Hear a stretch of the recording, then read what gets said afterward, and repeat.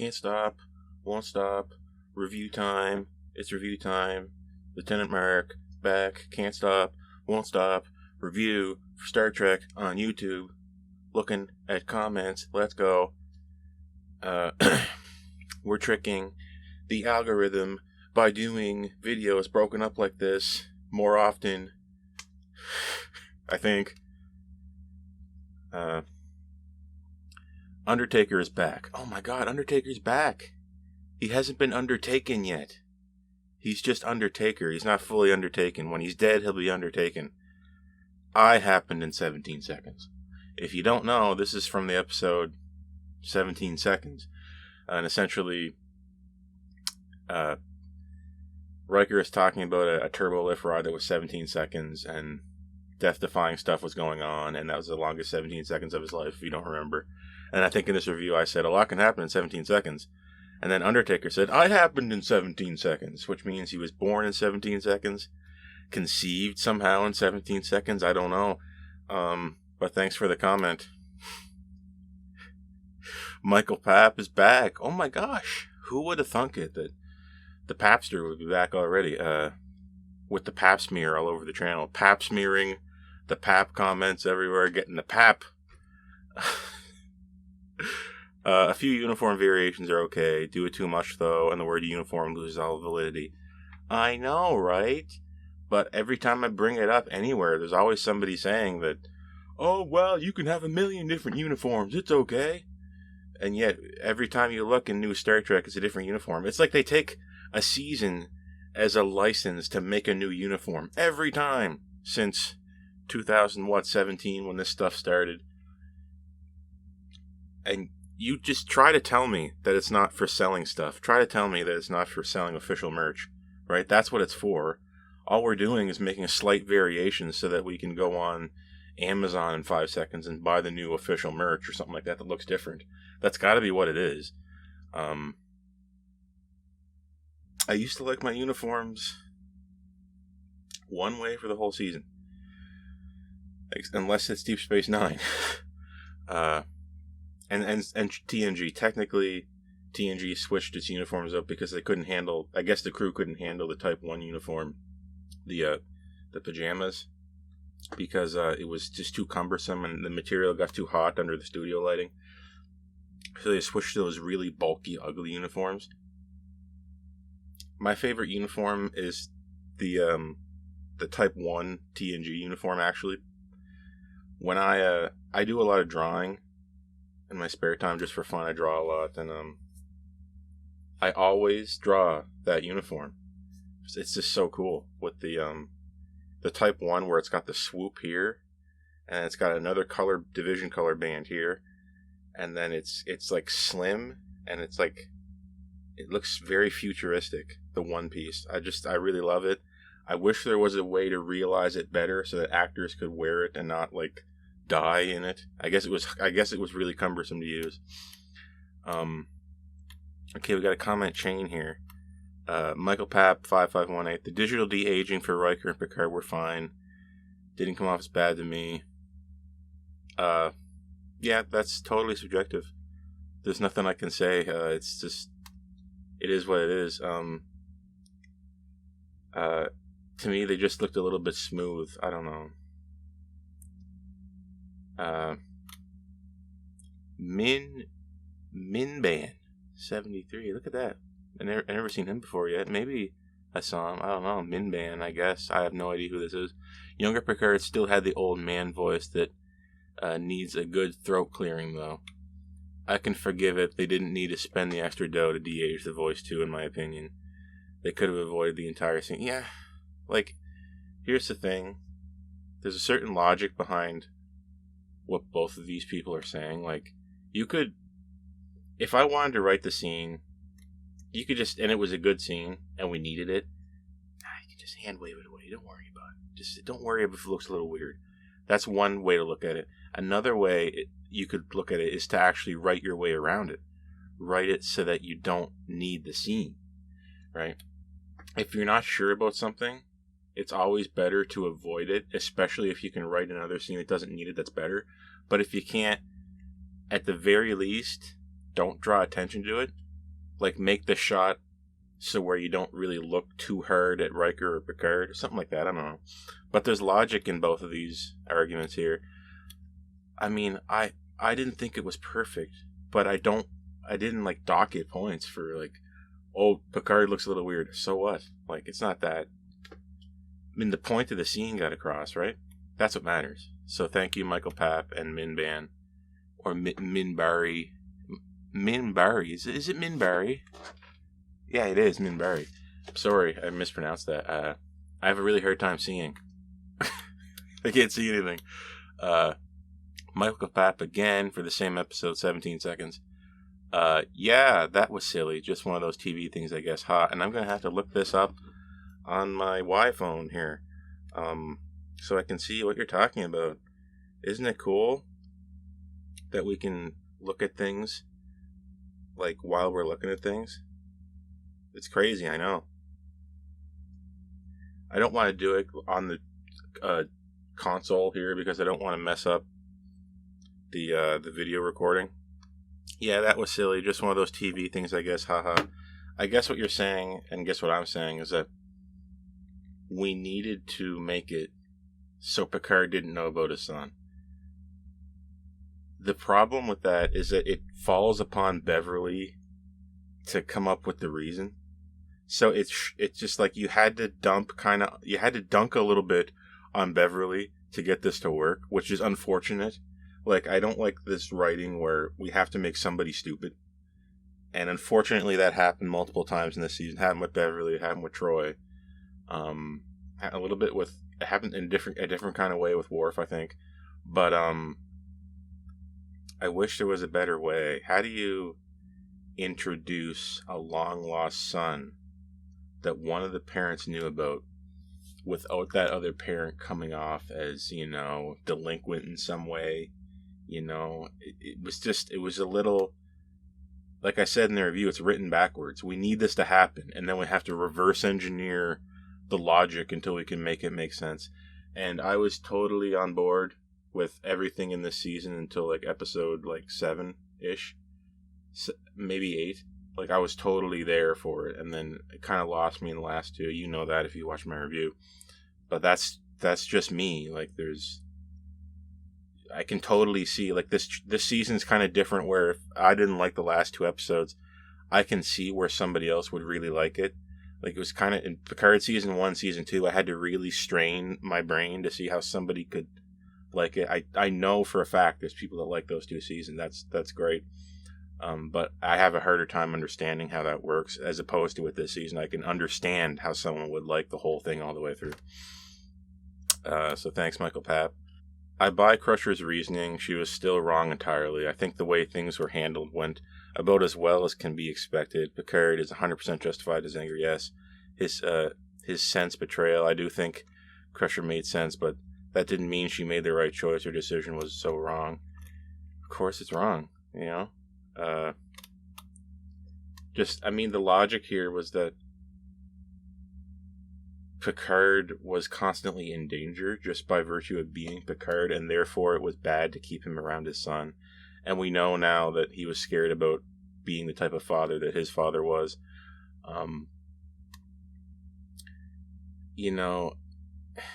It's prejudgment. You're judging Picard before the fact. That comes up in the episode, rightly so. But also, it makes it look like it's really hard to have kids if you're higher up in Starfleet, which is one of those things when you write it in, you don't think about the knock-on effect of it. The knock-on effect of writing that in is that now you have to wonder if admirals, their kids are totally under lock and key because they're scared of something happening to them. And I never imagined Starfleet to have that kind of atmosphere,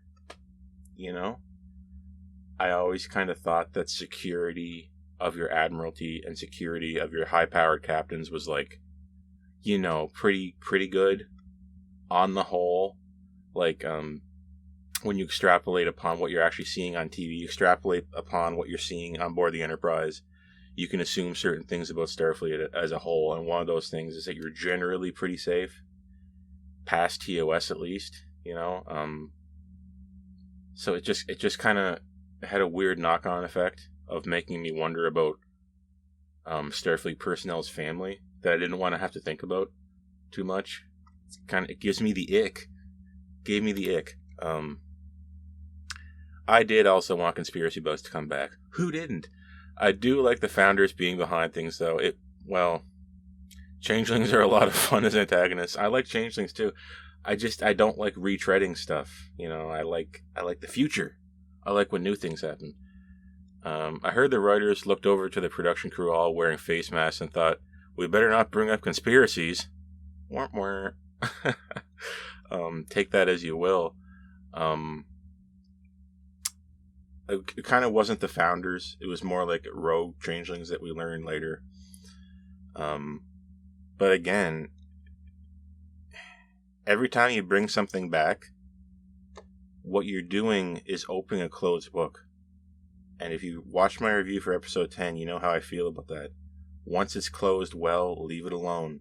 They brought back the changelings. At least we have the out that it wasn't the changelings we knew. They were like mutated different changelings that were like rogue changelings and weren't part of the Great Link, so to speak.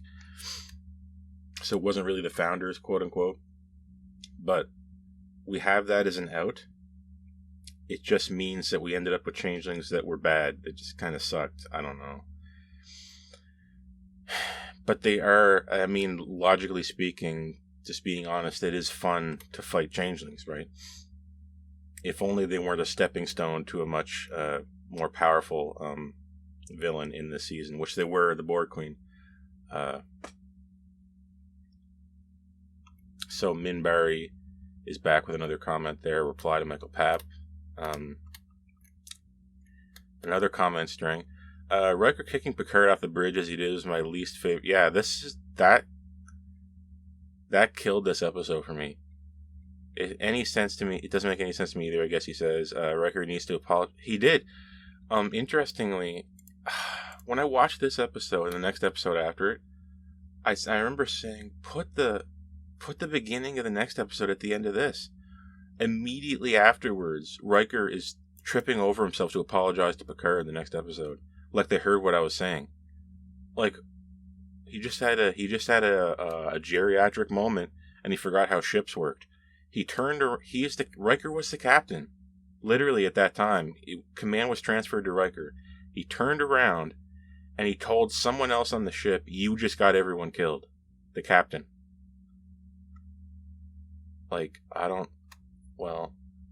And he says it to Picard, of all people. I was just like, wow, that's really stupid. Like, that's really dumb. It doesn't make any sense. The captain should never say that, ever. Like, why would you say that? You're the captain. You at the end of the day, it's you. That's why you have command hierarchy. Without that, the ship wouldn't have any direction. Everyone would be rowing the boat in a different direction. It would never work. You need the captain to have the final say. So the buck stops with the captain. That way, you don't fight over who's responsible for something. It has to just be one person. It has to be designed that way. And it plays into this idea I have for the first 4 episodes. I love the first 4 episodes, but command hierarchy was confused. There was something wrong with it in the first 4 episodes. It wasn't written quite right. They weren't sure who.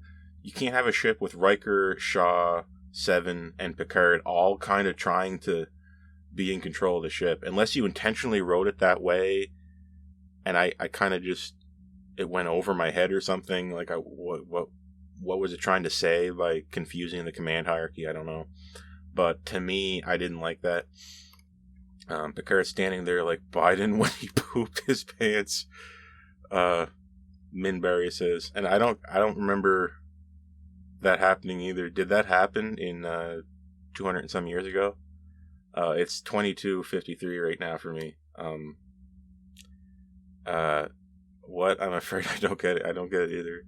Right after the missiles hit the Titan, which knocked exactly 0 people off their feet, Riker turned to Picard, who was standing there with poopy pants.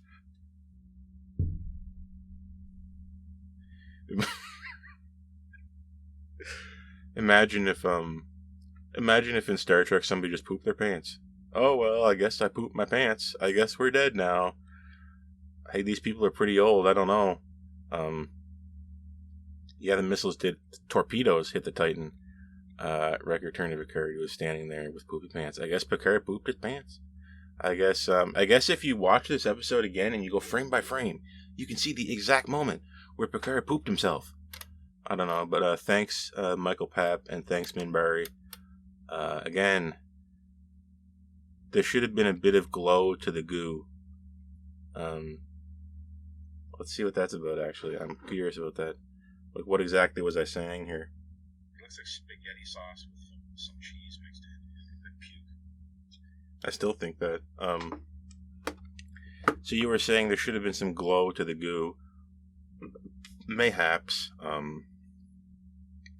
Old changelings were kind of like slightly iridescent, gelatinous, clear orange gel. Kind of. There was like a shimmer to them. So maybe these ones should have glowed a little bit. They do look very opaque and nasty. That was explained, though, later on, because we learned the origin of these new changelings, that they actually are mutated, and we see normal changelings, I guess, in tubes in the back. Thank you. Thank you for actually explaining why it's different and not just, oh, they're different now. Why? I don't know. That's what you usually get with New Trek, but, so yeah, I think it kind of probably would have been cooler looking if they had some glow, too. Michael Papp, thank you. And whoa, okay. Dr. HFUHRUHUR 1899. But between Discovery, Picard, and Strange New Worlds, the writers have not been able to come up with anything new or original.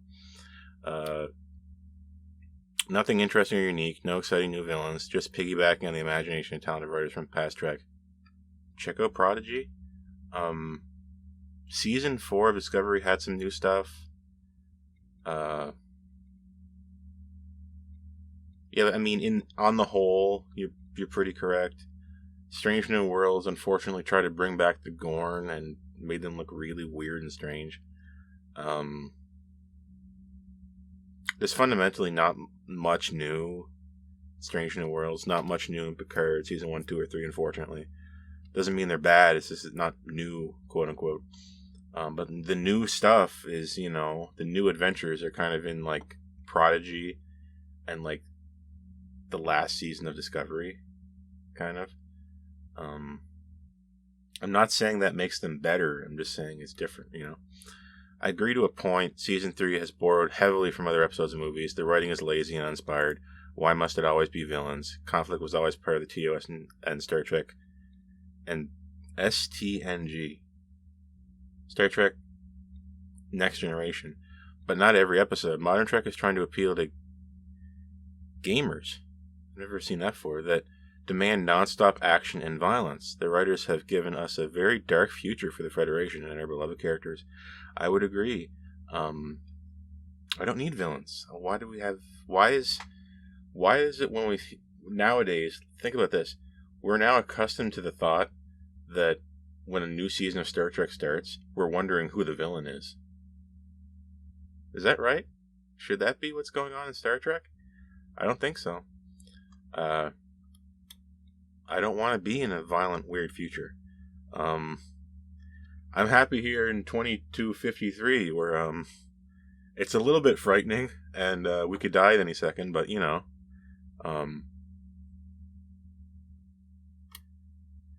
thanks Rotor and thanks Dr. These numbers, how come everybody has a number at the end of their name now? Does anybody notice that? What is that? Should I be including that in the description? Something different. Again for 17 seconds, Undertaker. Great news! Discovery is canceled. Merry Christmas. But where will I get my identity and one-sided politics from now? Well, judging by the history books, just go outside.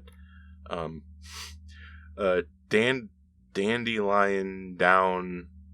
Oh no, this is such bad news. I think I forgot my pronouns. Wink, wink, wink, wink. Minbari, Undertaker, Dandelion down. Thanks for your comments. I mean, Discovery got to 5 seasons. You could argue it was starting to get good. You could argue that. I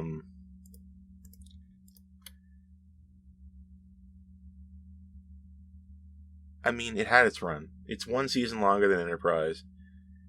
We have a lot of stuff on our plate for Star Trek right now, and all things considered, just to be the nice guy, I would say it's fine that it's canceled. It's like ending, you know. It's all right. Like, it's not the end of the world.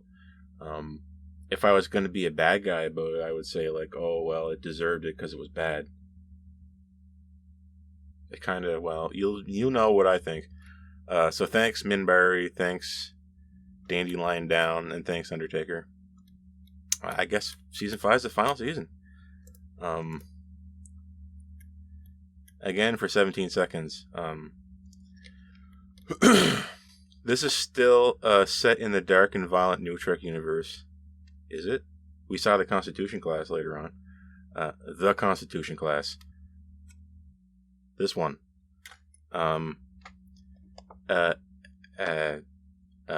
Crap this and crap that, no respect, modern day vernacular, and now filled with member bears and boring to boot. 2 episodes being chased by Hammy Plumber. Oh, it was fun. And her magic portal weapon that apparently caused the Titan to not reverse all of a sudden. That's crap movie length, and crap all happens except soap opera crap and whining. I heard 4 and 5 are better. They have tribbles. What, 4? Okay, wait. Her magic portal weapon apparently 20%. Blah, blah, blah, blah. Are you talking about Star Trek 4 and 5, or are you talking about Discovery Season 4 and 5?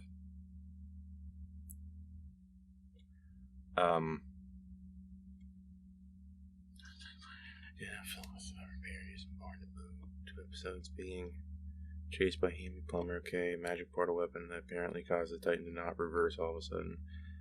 That's a movie length, and nothing happens essentially, except soap opera crap and whining. I heard 4 and 5 are better. They have tribbles.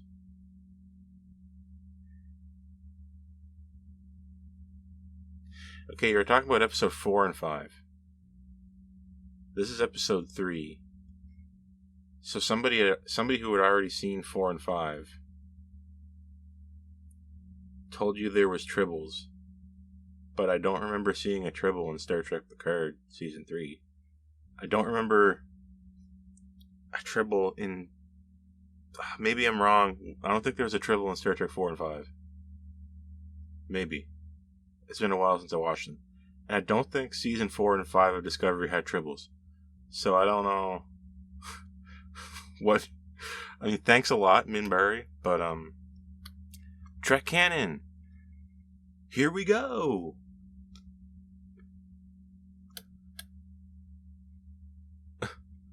Dandelion Down again. On a scale of 0 to 10, with 0 being brain dead, how stupid is it that the subtitles spoiled the show? I must say 0, and I said -1. Urgh.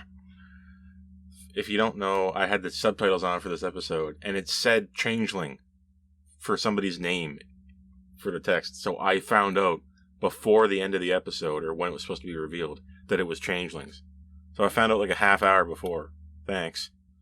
Not only that, later on, the service I'm streaming it on, Crave, for the banner for the Star Trek Picard Season 3 show, when you look at it, the banner included the bridge of the Enterprise D. So if you had not watched any episode, and you went and you scrolled over to Star Trek Picard Season 3 to watch it, you would have seen the bridge of the Enterprise D. You would have spoiled it. Right there. Why would you do that? It's kind of a big deal. Jeopardy answer. Pessimism, gratuitous violence, dystopianism, and darkness. Question. What are the characteristics of Star Trek Picard Season 3? You knew the question before you saw it. Exactly. The bridge is dark.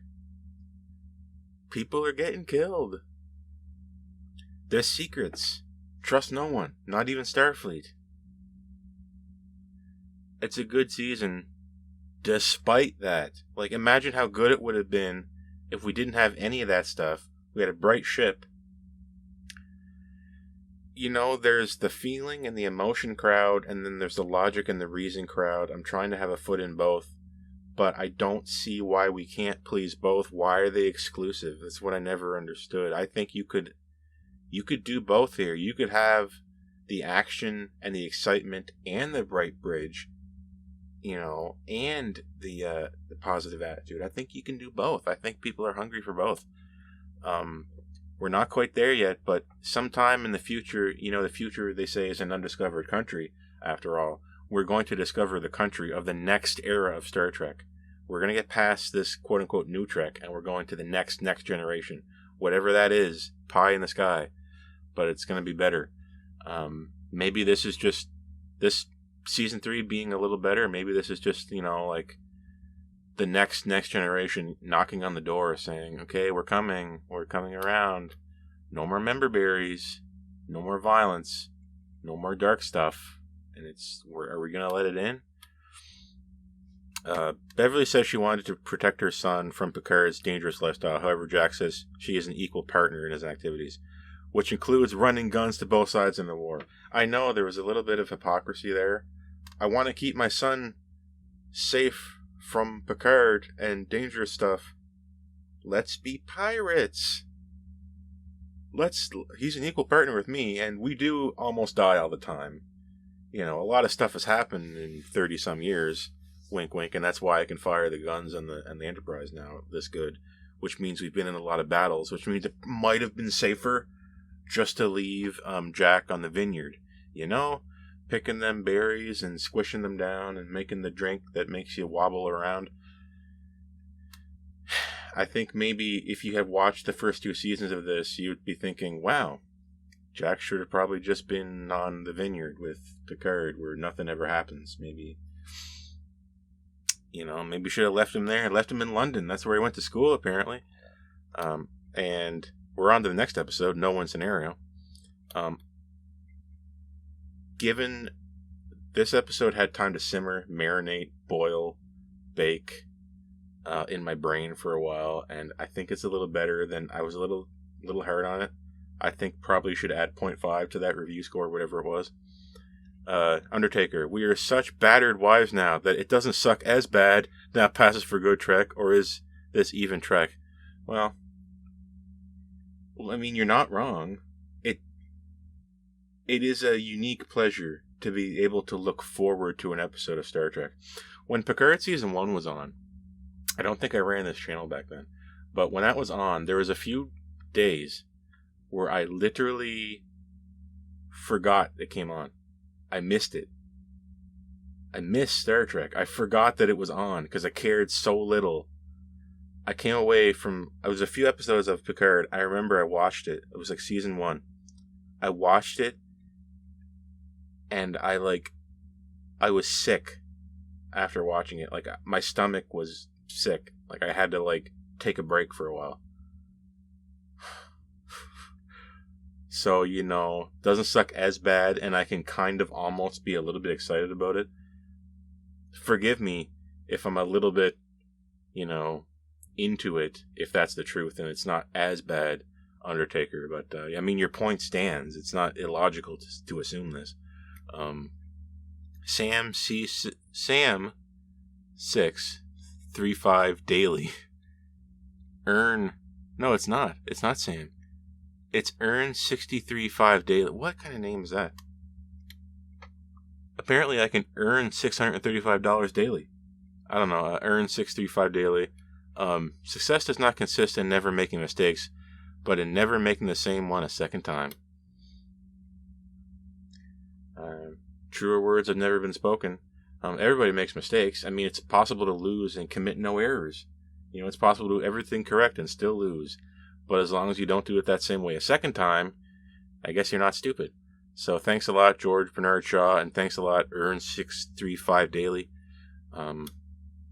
Michael Papp, Star Trek Picard Season 4 Episode 4 Review, Season 3 Episode 4 Review, if they ever run out, they'll just reuse them. It's already happened with movies and TV episodes. Yeah, okay, I call this this episode is No One Scenario. It's just more mining the past Star Trek iconography and verbal canon for things to name an episode. And then I was suggesting what's going to happen when they run out. If they ever run out, they'll just reuse them. It's already happened with movies and TV episodes. Yes, it did. The episode Anomaly. I think there's at least 2 episodes called that. Episode names do repeat themselves. But why? There's no shortage of Star Trek Online encyclopedias to look through. Memory Alpha, Ex Astra Scientia, that Star Trek Cygnus site. It just goes on and on and on. I mean, pick your poison on that. But, what? Just type it in. Just look. Okay, I'm going to call this episode, Dingle Dangle Dongle. And you go on Star Trek, Dingle Dangle Dongle. Oh, there's no episode called Dingle Dangle Dongle. Okay, we're going to call this episode Dingle Dangle Dongle. Instead, they want to name the episode this. They look it up. We already had an episode called that in 1993. Oh, well, no one will notice. And now you have to deal with, like, you type in the episode name and it's like 1993 or 2021. Like, which one do you want? It's just, I don't, it's like, it's not a problem. I just don't understand it. Compare amount, just give Trek 4 to Frakes already. That movie's never coming out. Star Trek 4 in the reboot timeline, the Kelvin timeline. It's been in such huge development hell. It's like, if we get a Star Trek 4, it'll be like 10 plus years since the last one. That's a long time to go in Star Trek for a direct sequel. Like, imagine if Star Trek Wrath of Khan came out in 1989. That'd be weird. So yeah. I mean, go ahead. Give Star Trek 4 to Frakes to direct. Why not? He can do it. Jonathan Frakes has had a lot of experience behind the camera. Go ahead. I wouldn't care. I mean, I'm just going to watch it anyway. It's just because Frakes directed it doesn't mean it's going to be good. It just means that he just might as well direct it, right? I mean, why not? I don't know. Really, I mean, you got to have a good script. You got to have a good take on it, you know. But I didn't think the third reboot Star Trek movie was that bad. I just thought it was just kind of like a ho-hum TOS episode, you know, which is better than nothing, I guess. I liked it more than 1 and 2. 1 is exciting. It hits the broad points as its own thing. It's kind of fun. I didn't think Star Trek 2 Into Darkness was very good. It was confused and weird and just muddled and befuddled. And then Beyond was kind of like, it's kind of fresh. It's a little different. It's got some stuff going on, but it is not profound in any way. It's not saying anything really that new or interesting. It's just kind of like, hey, here's this lost TOS episode with these different characters who look kind of different. Whatever. But I'm on board for Trek 4 if it shows up. I hear Discovery Season 5 is doing mini arcs as well. I hope so. I'm tired of this season-long arc stuff. I'm tired of mystery. I've been so beaten over the head by mystery stuff. I don't want to see it anymore. Just give me the wins I need. Lead me along for 2 episodes, maybe 3, and give me a win. That's all I care about. Season 3 did it pretty good of Picard. Let's get it going. Discovery Season 5. I'm hoping, actually, in a way, that Season 5 is really bad. Because I would hate to find out Season 5 was good and then have it be cancelled. I mean, we've seen that before with Star Trek. It's just getting good. And then they cancel it. So, I mean, hey, I guess I can officially say I kind of want Season 5 to be bad. That's the first time I would ever say that. I mean, I want everything to be good, but you know what I mean. I believe Lore and Moriarty will be at the Daystrom Institute. Not a hard guess to make. We know we're going there. Moriarty, He was in this season for 5 seconds. They got him back, and he just did his part, and he was just there to say, remember that time on the holodeck where we accidentally created a sentient Moriarty program? Well, we've been keeping him here, I guess. Or Lore/Data, being the rogue AI single-handedly in control of the Daystrom station, created a hologram of Moriarty to confuse Riker or something, for God's sake. I'm like, I was willing to overlook that. Like, they had built up just enough goodwill for me that I was willing to overlook the fact that Data was somehow in sole security control of Daystrom Station, while a significant portion of Starfleet had been infiltrated by changelings. That's a big ask, and I was willing to step up to the plate and accept it. But there were some other things I wasn't willing to accept that came later in the season, we'll say that. Paramount spent a lot of money on that bar set. They are for sure using it as much as possible. This is one of the weird negative things about the first few episodes. The first half of the season, we're back to the bar again. We're going back to the bar. Let's go to the bar. Everybody go to the bar. Everybody go to the lobby. Let's all go to the lobby. Let's all go to the bar set and have ourselves a thoughtful discussion about something. I just didn't want to see it anymore. Is that so wrong? I just got tired of it. I got tired of the planet Metalis. Ugh, God dang. I mean, we go to the bar set 1,000 times. We go to that same set on Metalis, that planet, 1,000 times. We spend forever with just sitting in the Lost Arena doing nothing. It makes your show look a little cheap. I'll say that. Being cheap isn't everything. I mean, you can make a fantastic bottle episode on a shoestring budget if you got the writing. But when you try to do it in a quote-unquote mystery box plot that goes on for a whole season, you're left saying, okay, let's get the ball rolling, let's get on with it. Let's get the show on the road, right? So it's not the time to do that, right? You want to do a full season arc, you got to spend the money if you have the money. I could tolerate the bar set maybe twice, not 19 times. I loved Riker's soliloquy. I know what it's like to feel nothing and hate it about yourself. Yeah, everybody gets old one day. This is when Riker was talking about the death of his son and Troy's son as well, and how he just didn't really feel anything. It was like nothing happened. He was able to bottle it up. We know why later on. It was because Troy helped him with that.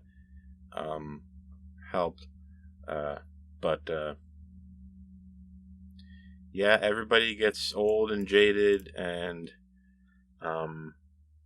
sometimes we need to sit down and watch fun Star Trek once in a while to recalibrate our mind, and it doesn't work so well when the bridge is dark. I found a way to bring that back to the dark bridge. It bothers me that much. It's purely visual thing that drives me crazy. Plus, you have a great beard. Enviable, in fact. What are you talking about here? I look trustworthy. The bald really suits me. Or does it? Plus, you have a great beard. Enviable, in fact. Well, guess what? You know how I got this beard? I didn't do anything.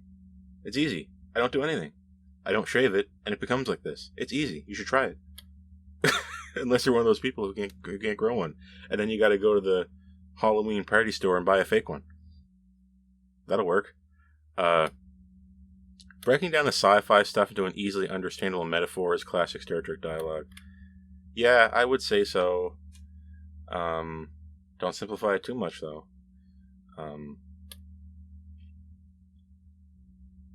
I personally don't mind when Star Trek characters use colorful metaphors. If you don't know what that is, that's like swearing and cursing. I don't know. You don't mind it. But there was a time where you could just turn on Star Trek for a 5-year-old and not have to worry about anything. Scary stuff happens, but we don't have the kids coming out swearing like a sailor afterwards, I guess. I guess there was that. So while you personally don't mind it, that's fine. I don't know. I just don't want to be. I don't super want to be in a future where people are swearing at each other. Call me crazy, but even Star Trek can't avoid it, I guess.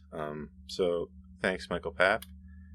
Michael Papp again. Okay, this video is just going to be like the Michael Papp show. I mean, I totally appreciate the dedication and everything. Given how much 20th and 21st century art and culture Federation society consumes, it's no surprise a lot of the colloquialisms continued. Yeah. It's true, but I mean, I don't want to, at the same time, I don't want to hear, some kind of weird meme thing that was around for 5 seconds. You really got to think about what it is you're saying and think about, is somebody going to be saying that in a year, in 5 years, 10 years, 100 years? Is somebody going to be saying that in 300 years? Not everything works out the same. If I was writing Star Trek, personally, I would keep it very dry. I would try not to have colorful metaphors. I would try not to have like really, really topical style speech. Like, I would not want it to sound like a high school in the year I was writing the show. So if I was in 2023, just say, for example, that I was living in the year 2023 on Earth, I probably wouldn't want it to sound like a 15-year-old from that time. It's just a theory, but it does. So when I go back and watch old Star Trek, it is weird when they say things that are like kind of strange. Like, I think there was one time where Picard said that he got a message and he said to pipe it through to the ready room or something like that. Pipe it through, and I was like, wow, it's been a while since I heard that. Is that going to be around in 23 something? 2300 and whatever. I don't know. But I mean, you're not wrong. You're totally correct. But for my money, I would be a little bit more cautious about what I write into an episode if I had anything to say about it. So it was so the changeling couldn't keep track of her official movements. That was my inference from Riker's orders. It's also why she grabbed fellow out of commission officer, her Chicago style dipshit captain.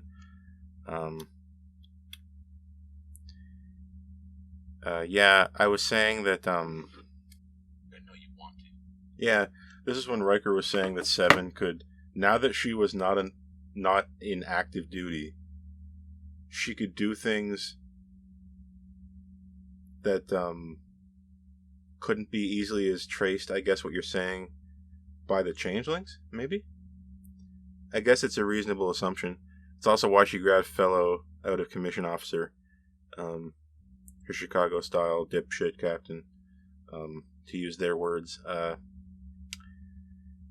Yeah, so I guess if you're out of commission, really, the changelings can't follow what you're doing. I don't know, but if changelings are aboard, it behooves you to act in strange ways that they would not expect. So in that sense, you are correct, and Riker was correct, and your inference is correct.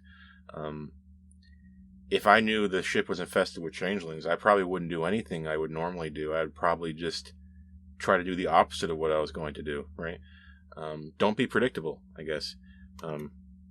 Those quarters belong to an ensign. If he were in a California class, it would be a hallway with a bunch of other ensigns. I'm not surprised junior officers could. This is true, right? But what I'm saying about those quarters was that it doesn't look like it looks. It's a tall room. It's like it wasn't designed to be quarters. You know what I mean? Like on the California class, the hallway with the bunks, that looks like quarters. In this, on the Titan, it looks like it was just some type of closet or something. Like it was like angular and strange, and it was like I would have preferred a bunk on the Titan. If the Titan is large enough, by the way, to not need bunks.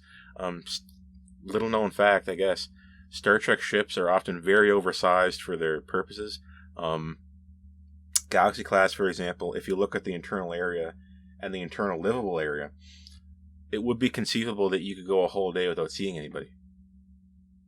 Usually it's a lot bigger than is necessary. So large quarters would be normal by this time. The Titan, however, is not a Galaxy class.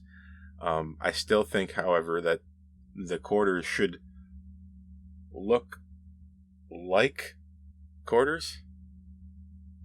I mean, make it bad, make it so small and tight that it's silly, but make it look like it's not just, we need quarters for this scene. I don't know, stick a bed in here. Something like that, you know? It just didn't look like quarters. It looked like not much money. It looked like they didn't have a lot of money for sets. That's also why I don't think we went to engineering in this season. If we get a show at the Titan, I want to see some sets. I want to see engineering. Put it that way. So thanks a lot, Michael Papp. You're not wrong. It's just I didn't get it across right, I guess. Maybe Odo's affection for that bucket permeated through the Great Link. Like all the things to learn from Odo's experiences. It was a fine bucket. It was fine bucketry. My new favorite word, bucketry. Not his values or understanding of solids. It was buckets. What a cute way to think of this. Be careful that you're inventing you might be inventing, I'm not saying you are, but be careful when you think of these things that make sense in your head, because at this moment, you may be accidentally inventing headcanon. And if you're not careful, people might think it's real canon, if enough people think it. And then they get confused when it seems to break canon, but it doesn't, because what was canon was actually headcanon. The headcanon was that all changelings use that bucket design, and maybe they only did it as a reference, and they weren't thinking as far as you're thinking ahead, right? That's a fine enough excuse for you. Frankly, this is a fine enough excuse for me. Like, this is a pretty good answer, because in the Great Link you do share thoughts, so it totally makes sense. It's just that I would be worried about accidentally coming up with headcanon to explain it. I try not to. I try to leave things at face value so I don't get caught up in headcanon. But it was fine bucketry. I think we can say that much. So here's to Odo's bucket.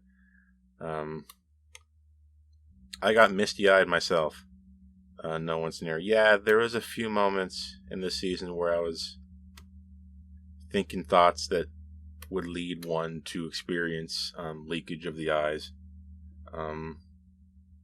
The first time was the first episode.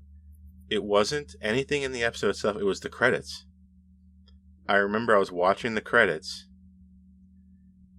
and it switched to the TNG version. I was playing the First Contact music, right? First Contact theme. But in that theme, it also plays the TNG music. And when they kept it going to the TNG music, and when it did that, at the same time, it started showing ships in the Starfleet Museum catalog, like on the display, and you were seeing the different ships that were there, and they showed like the Voyager, and they showed like old looking ships that looked canon. I cried a little bit when I saw it. Call me stupid, call me names, but that kind of thing really does it for me. Titan A is more akin to a massive refit of the Luna Titan. The engineers started with the Luna, upgraded enough to be a new class, but kept some systems as they were, which is why Shaw needed to purge records. Again, this is funny. Just think about how big the hard drive would be on these ships, and think about why you would need to purge Jazz. Like, I don't know, just file it under Jazz. Like, what? It's just a funny thought, right? I don't know. I'm not happy about the way this works. Like, a refit to me, like, I was thinking about this today, by the way, just on my own time. For me, a refit keeps the same class. Like, it doesn't totally change. And there was some confusion about this still in season 2. when they tried to call the Stargazer, the Sagan class one, a refit, even though it's a different class. And I was just wondering, why do we have to say refit? Just don't say it. Just say it's a new ship that's carrying the name. That's happened before. That's fine. This is the Titan A. Just say it's not a refit. We retired the Luna class. We discovered that the Luna class, just in its inherent design, had enough flaws to no longer be considered safe. So we're scuttling it. No, we're mothballing it. And we're just giving the name to this ship that's new and better. Isn't everyone happy? I'd be happy with that. But instead we got the confusion, like, where fans need to make up their own kind of headcanon for why it makes sense. I mean, it's fine. It's fine to think that. It's fine. Upgraded enough to be a new class, but kept some of the systems that were, yeah, you can totally, well, we're going to get rid of the Luna class Titan. We can keep this stuff, but at what point do you not call it a refit? That's just why I'm confused with it. I wouldn't have called it a refit. I would have called it, we're getting rid of the Luna class. We're grandfathering in some of the stuff you had on the original Titan, and it's going into this new class called the, not Constitution 3, call it something else, call it the Institution. After all, Daystrom Institute. That doesn't make any sense, don't do that. Don't do what I said. And this is the moment, this is the moment where a comment changed my mind on this episode. Starfleet is the only family Picard had left. I had erroneously said that Picard had a family before. So what is he talking about when he says he doesn't have a family? Well, Starfleet is the family he has left, which you should be able to infer if you're not as stupid as I am.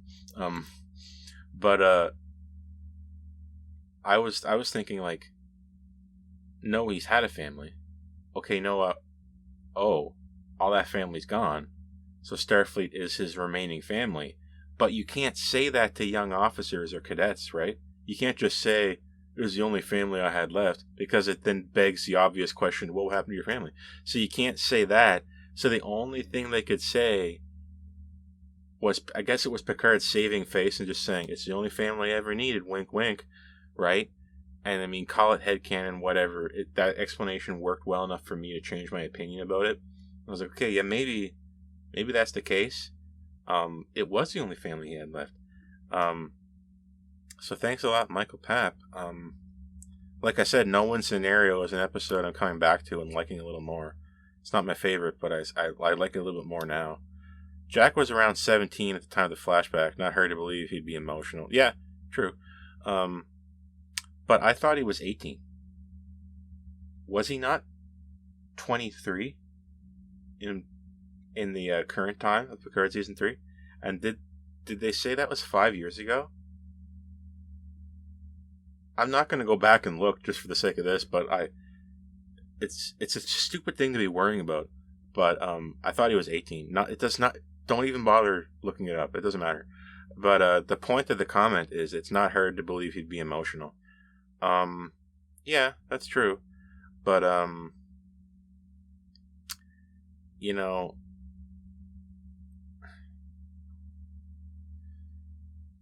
I wonder, like, what it was mainly that prompted him to, like, go back to try to find Picard. Like, he had gone his whole life not knowing Picard, and then when he meets Picard in Season 3, he's like, oh, I don't need you, whatever, leave me alone. But at that time, he wanted to see Picard. And was that just because he was emotional when he was 17? Or did something happen? I don't know. But yeah, I believe he would be emotional, I guess. I guess I can see that. I don't know how emotional he would be by the end of the season when he was going off without a plan to face the Borg Queen alone. I don't know how much I believe that, because he had grown so much. It just didn't seem becoming of his character at that late into the game. Take that for what you will. And we'll be back again really soon with episode 5. And I'm Lieutenant Mark, and I'm going to see you next time. Pretty soon.